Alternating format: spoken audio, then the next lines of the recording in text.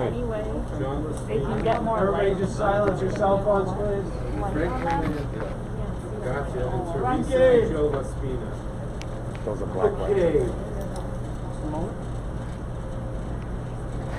Good afternoon, everyone, and thank you for attending. I'm Town of Oyster Bay Supervisor Joe Saladino here at Farmingdale Lanes for a very important ask. We are here to spare the futures of people who own bowling alleys, provide this wonderful and healthy service for their patrons, and have been working hard to pay their property taxes, to continue to do the right thing. And now we must do the right thing by them. I'm joined today by my colleagues in government, each and every one of them, with a tremendous heart and understanding what our business owners need to survive. You continue to pay the freight. You continue to do everything asked of you. And now we need Albany to show you the same respect. I'm joined by so many great friends, including the mayor of the village of Farmingdale, Ralph Ekstrom. That's here for Ralph. From the town of Oyster Bay, my good friend and a much better bowler than I am, and that's our receiver, Jeff Bravado. From the New York State Assembly, we have New York State Assemblyman John Mikulin, also standing with us. From the Nassau County Legislature, a good friend, John Ferretti. Thank you, John, for being with us. From the town of Hempstead, because we are in the town of Oyster Bay, in the town of Hempstead, across Long Island. We know what's the right thing to do, and he always does the right thing. He is a United States Marine, fought for us in Vietnam, wounded, has come back and continues to serve. And that's town of Hempstead Councilman Dennis Dunn.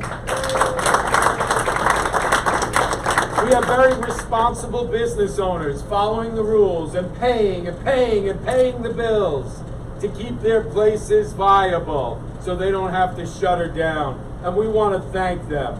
Included among the owners of the wonderful bowling alleys that we have here are the owners of this alley of Farmingdale Lanes, and that's John Laspina and Teresa and Joe Laspina McCarthy. The owners of Farmingdale Lanes. We have with us Frank Mormando, the owner of Levittown Lanes. From All-Star Lanes and Riverhead, as I said, we are one region, one family. From Riverhead, for All-Star Lanes, Chris Kelleher. And good friends of mine from a place I have so many wonderful memories bowling through my youth and to today, Massapequa Lanes. Thank you, Brenda King, for being with us as well. So we gathered today because we know we can spare bowling alleys from foreclosure and strike out COVID simultaneously. Before the onset of the coronavirus, our recreational activities and opportunities and all the things we love to do, like bowling, were bustling businesses with economic activity. People came here to relax with their family, birthday parties for the children, leagues for youth, leagues for adults, a very healthy way to get out of the house and enjoy a sport that we all have passion for. But since then, we've entered into unprecedented economics with the crisis that is the result of the pandemic. Just last week, it was reported that our national gross domestic product had shrunk nearly 33% in the last quarter. And that's the single greatest contradiction of the economy of all time. The stock market is booming. Unemployment, though, has skyrocketed. Thousands of families have lined up for food distribution sites. And they are the needy, the new needy. And that's expanded tremendously. The only way to save them is get businesses back open. We all know it's safe to bowl. We all know that it's safer than many other activities. Some of those activities are being allowed already. You clean the bowling ball between uses. You clean the shoes. You bowl in every other lane. It's common sense. We know we can do it, And who can do it better? Who better to lead us than the owners of these bowling alleys, these facilities, who have been doing this themselves, and in many cases, family-operated organizations. They've been at it for decades. They know how to do it safely. So now, 6 months from the onset of the pandemic, it's been a public health crisis. We here in New York State have made tremendous strides, both flattening the curve and halting the progress of COVID-19. We know it was bad back in March and April to close facilities. We are reasonable, we understand the public health, and we commend everyone, including the bowling alleys, who quickly shut down to follow the rules. But now that it's been proven, and we know how to socially distance effectively, we know that wearing masks are essential, and we've promoted over and over again. But we've proven as New Yorkers that we can do things smartly and safely. We've proven that the phased reopening plan works, and we are returning to at least some semblance of normalcy, especially for most small businesses. But there are still some going through, and they've been left out in the cold. And that's a shame. That's something that is just, well, we shouldn't put up with that when we know it can be done safely. No mention whatsoever for a proposed date for potential reopening of businesses like bowling. And yet they have to continue to pay their bills. They have to continue to pay for the utilities. They continue to pay their property taxes, in some cases over $100,000 property taxes on a bowling alley. Think about that. You have been, that's it right. Their world is what we're focused on today. The realities of their world. Keeping the doors shuttered for 6 months and still expected to pay every bill. Well, one such industry that's facing a great deal of uncertainty at this time are our bowling alleys. Bowling centers have been a living nightmare for months. There's currently no end in sight, and they don't know when the state's phase-in system will allow them to get back to work. Their employees are asking to come back to work, and of course everyone who loves bowling understands. So bowling centers are the group that we're calling on.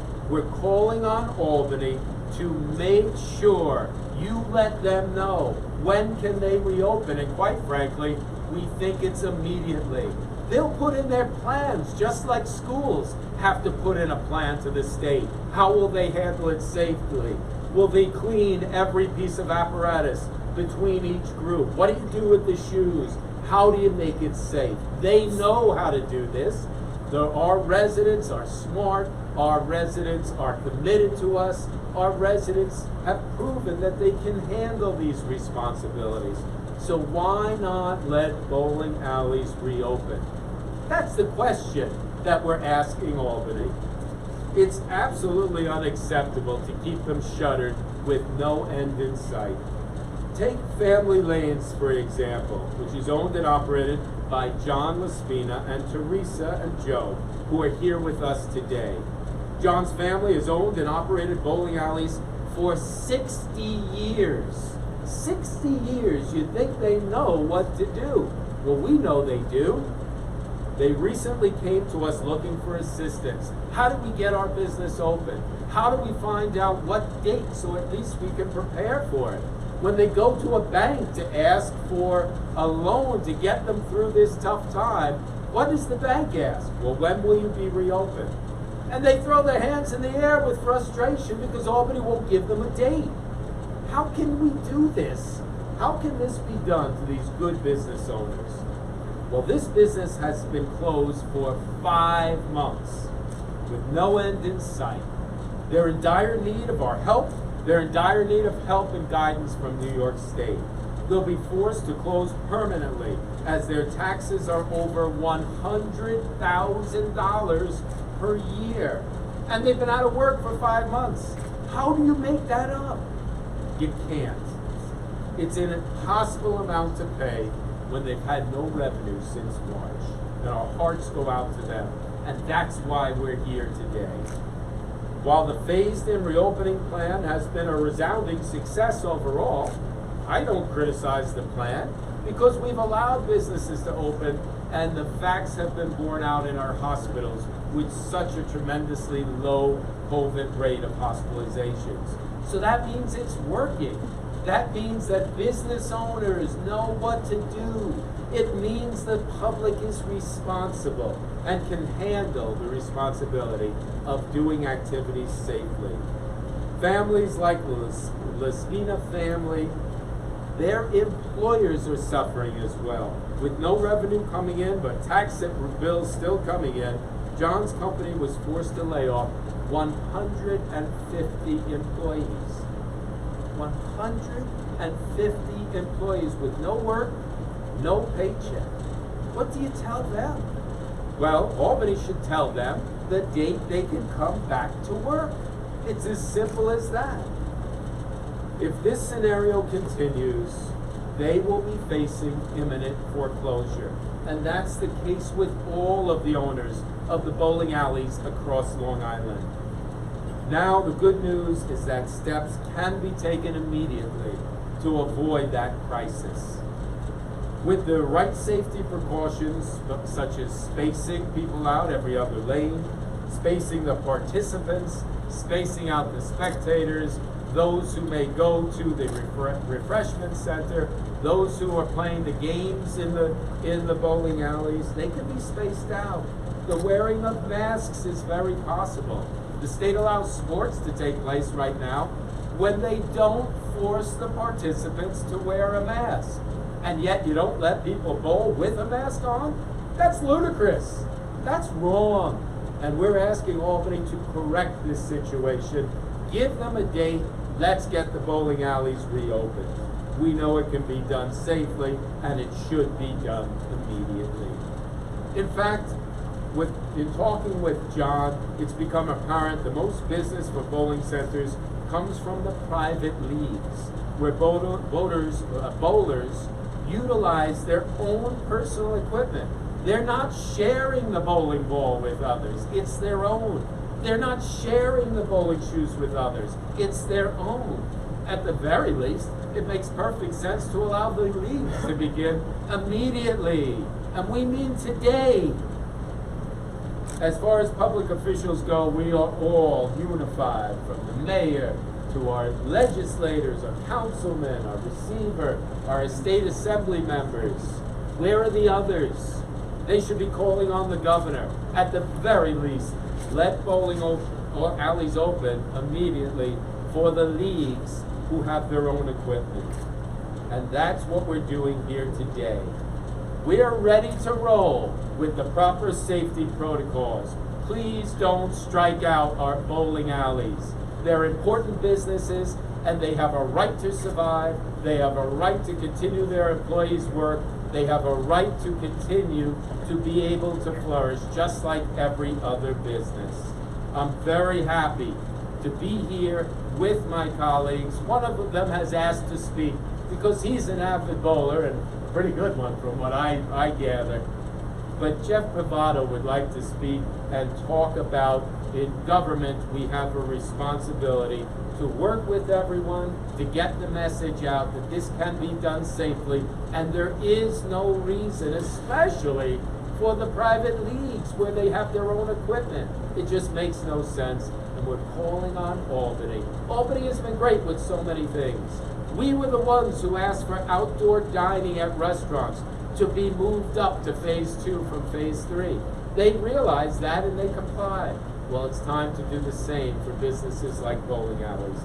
And with that, I introduce a friend who has been helping to fight for business to reopen, and that's our receiver in the town of Oyster Bay, Jeff Bravado.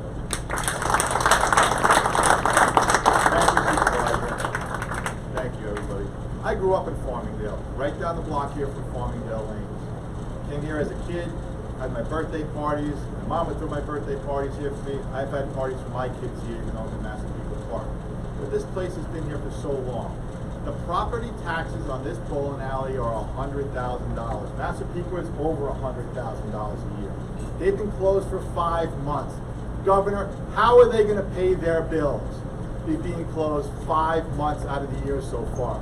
I'll be lucky they just paid their last payments of their school payments. Now their general tax payments are due, and then school payments are gonna start all over again. They can safely open this facility. It's very easy. Like the supervisor said, every other alley, clean the bowling balls after each person uses them. The leagues, 60% of the league users bring their own bowling balls. It's a simple fact. If you can go to Home Depot, you can go to Walmart, you can go get your hair cut, salons, nails done, where they're touching you. You can safely open up a bowling alley, and I think it's horrible hypocrisy that these bowling alleys have not been able to open up yet. Governor Cuomo, listen to these people. We've opened up the marinas, we've opened up everything else. Bowling alleys need to be open. They need to survive, because if they go out of business, it's not going to be a good thing for our community. 150 people, you guys have had a layoff here. How many people have you laid off? 140. Hundreds and hundreds of people that work at these bowling. It's a trickle-down effect. Bowling alleys aren't used. The equipment, the guys who fix this equipment don't come. The suppliers of the equipment, the refreshment stands, those equipment, it's a trickle-down effect. Trickle economics. That's what it goes. It goes from the top down to the bottom. And this bowling alleys being closed has resulted in thousands of people being, not just the bowling alley people, that the trickle-down effect through this economy has put thousands of people out of business. And they need to hear us, loud. Spare these bowling alleys from closing down. Open them up now. You've opened up everything else. Let's get it done. Thank you. Thank you, Jeff Bravado, and you clearly have spared no passion, because we love all of our businesses, and we realize that this can be done safely. And that is a feeling, a strong strategy, something that's felt by all of us. And someone else who continues to fight for us in Albany to get this message across is our own New York State Assemblyman, John Mickulin. Thank you, Supervisor. We want everyone to be safe. Owners of bowling centers want everyone to be safe. And we can bowl safely. It is time for my colleagues in Albany and the governor to unite and get bowling alleys open. These people have been suffering. So let's pull together, let's do this, and let's bowl. Thank you, Assemblyman John Mickulin. On the local level, we have a county legislator who is holding people's feet to the fire. He's been working tirelessly along with us and with the folks in the town of Hempstead and our residents throughout his district. He has been ensuring that people are safe, but also protecting the economics of Long Island. And that's Nassau County Legislator John Ferretti. John? Thank you so much, Supervisor. You know, I come to you today not just as an elected official, but one of those avid bowlers that's a league bowler, as the supervisor was speaking about. A bowler with his own equipment, his own ball, his own shoes. You know, this isn't just about economics to me, this is personal. Levittown Lanes is a very special place, as is all of the establishments we're referring to. 23 years ago, I got my first job from Frank Orlando, the owner of Levittown Lanes. I was a 14-year-old kid, and Frank gave me an opportunity to stay out of trouble and make a few bucks. These bowling alleys are pillars in our community. We have to make sure that they stay in business, and there's no reason not to. Look at the precautions that these bowling alleys are taking. These, like the supervisor said, are common sense precautions that will keep people safe. Enough is enough. We cannot let bowling alleys fall through the cracks. Everything else is opening up. Let's get rolling. Thank you. Thank you, John Ferretti. We do appreciate that quite a bit. Now, in the town of Hempstead, like the town of Oyster Bay, we're fighting for our residents, we're fighting for our businesses. This is someone who is about to speak to us, a person who has the fight in his heart and his soul, someone who has continued to fight for us, going all the way back to his tremendous service as a United States Marine during the Vietnam War. He was wounded, earned the Purple Heart. He received a number of medals for his valor and his service, and he is a dear friend to all of us. After years in the Nassau County Legislature, he became a councilman in the town of Hempstead to fight on the local level. Let's hear it for Councilman Dennis Dunn.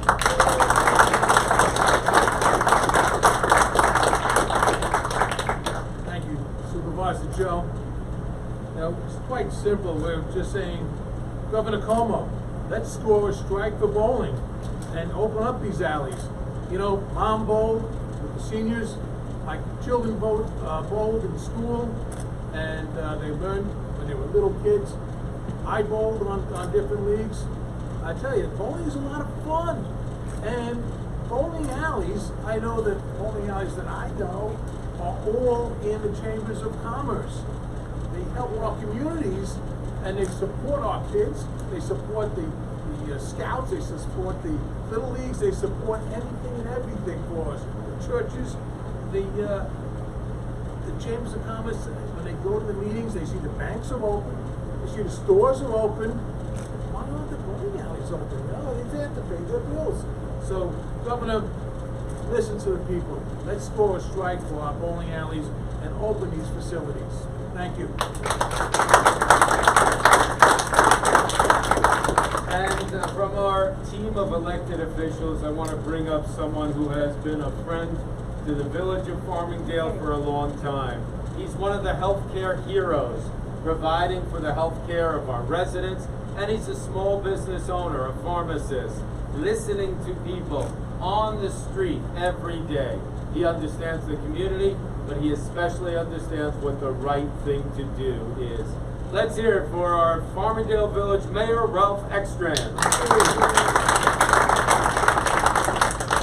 Ladies and gentlemen, you've heard a lot of talk from a lot of wise people, wise businessmen, about how these bowling alleys have to open. It's common sense to open up these bowling alleys. Here's a message for Albany. Bring back bowling! Bring back bowling! Bring back bowling! Bring back bowling! Bring back bowling! We understand it, and we're fighting that fight. Look, it's been difficult. We've had 5 months of the worst pandemic to hit America. And on top of all that, we have a tropical storm that has wreaked havoc on our trees, on our power lines, on our communities. We get it. It's a tough time. And Albany's had a tough time making decisions. But we're here to partner with them, to help, and to give suggestions. We were right about outdoor dining, and we're right about the bowling alleys. And to talk to us more about this are the people who know it better than anyone else. The folks who have worked in this industry for decades, managing the safety of their consumers.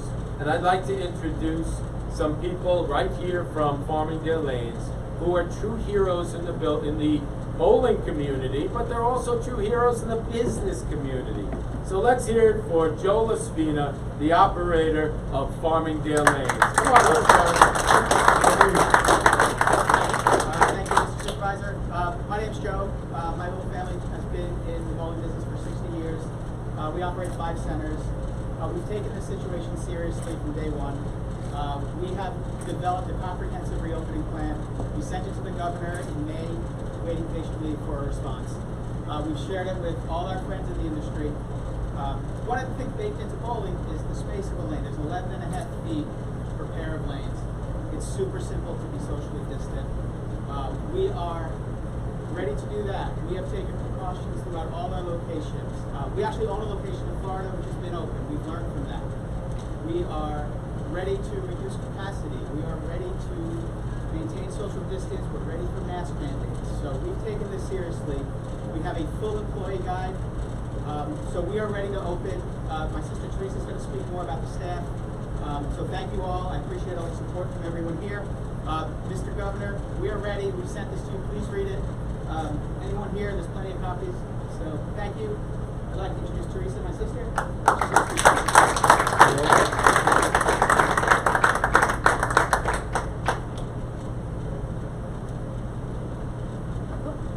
can you see me?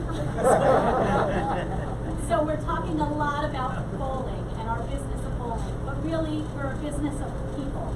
The people that come into our lanes are customers, but they really become extended family. And part of that extended family are our staff. So what I'd like to do is just ask all of our Maple Family Center staff to maybe line up along the both side wall there. You know, some of you are live streaming, but we have quite a few representatives of our staff. Jimmy, Billy, go ahead. Dennis, I see you in the back. These are hardworking, caring individuals who've been out of work since March. They have families to feed, mortgages to pay, people who depend upon them. And this is just a small sampling of our company's 150 employees who have been out of work. As an industry in New York State, there are 9,000